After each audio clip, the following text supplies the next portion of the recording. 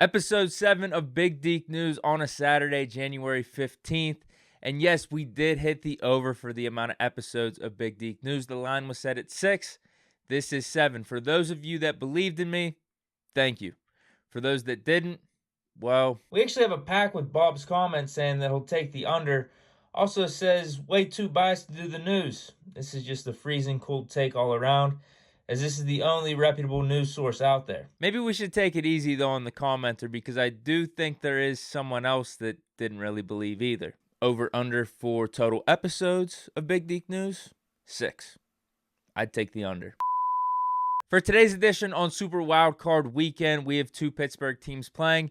And no, neither of them are the Pittsburgh Steelers. They don't play till Sunday Night Football, but you'd have to be living under a rock not to know that. We'll begin with the one that starts earlier at 4 o'clock. We have the Pitt Panthers going up against the Louisville Cardinals at home at the Peterson Event Center. This is absolutely the perfect game to have on in the background on your phone or on your laptop while you have the first wildcard game on the main TV. Now, what do we make of this game? Pitt is +5 at home, and last time they played Louisville, which was a couple games ago, they only lost by 3, and that was on the road. Pitt's coming off a bad loss to Syracuse, but Louisville hasn't really been up to par either. Their defense has been shaky as of late, and they've lost their last 2 games. Difference between this Pitt-Louisville game and the last time is the Panthers will be without one of their top players in Horton due to some legal issues that he's battling off the court. His first and only game this season was 2 games ago against the Cardinals and had a pretty nice showing. 13 points, 4 rebounds, 1 steal, 1 assist, and 60% from 3. So not having Horton in the lineup obviously hurts Pitt a little.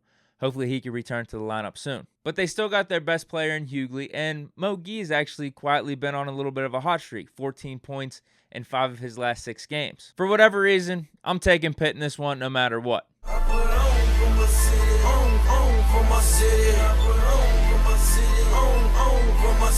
And I'll take the points with it if they're giving them to me. Pitt +5, I'm putting $10 on it. Next game we have the Penguins versus the Sharks at 10:30.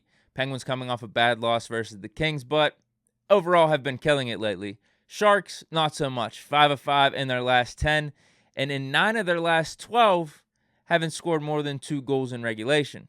How's that for some Big Deke stats right there? Sharks' top guy is Timo Meier. He just made the All-Star team. They will be without, however, one of their top 6 forwards, and Alexander Barabanov. Little bit of a revenge factor here with Nick Bonino suiting up for the Sharks. This is a rematch, though, of the 2016 Stanley Cup Finals. Crazy that was 2016. Now we're sitting here in 2022. It was almost 6 years ago. Time flies. Enjoy life. Make the most of it. But more recently, these teams faced off about 2 weeks ago, and it was an absolute shootout. 13 total goals scored in the game. Penguins came away with the victory, though, 8-5. I actually could have went to that game, and it would have been an amazing game to go to, but instead I stayed home and finished working on the Big Ben Every Touchdown video. #sacrifice. The case against the Penguins is that they're in the middle of a long road trip, and they've only had 1 day of rest in between the Kings game and this one. I do think last game was a wake-up call, though. Yeah, you got beat by a good team. Things weren't going your way, but this is the one where you get back on track and take care of business. And that's what I'm doing with my bet. No funny shit, no parlays, no over-unders, all that jazz. Just simply, Penguins win. Moneyline sits at -160. Putting $20 on that, profit $12.50. And that is it for the Big Deke News on this fine Saturday. Enjoy the first couple wildcard games. Also enjoy these Pittsburgh games. Stay chillin' and peace.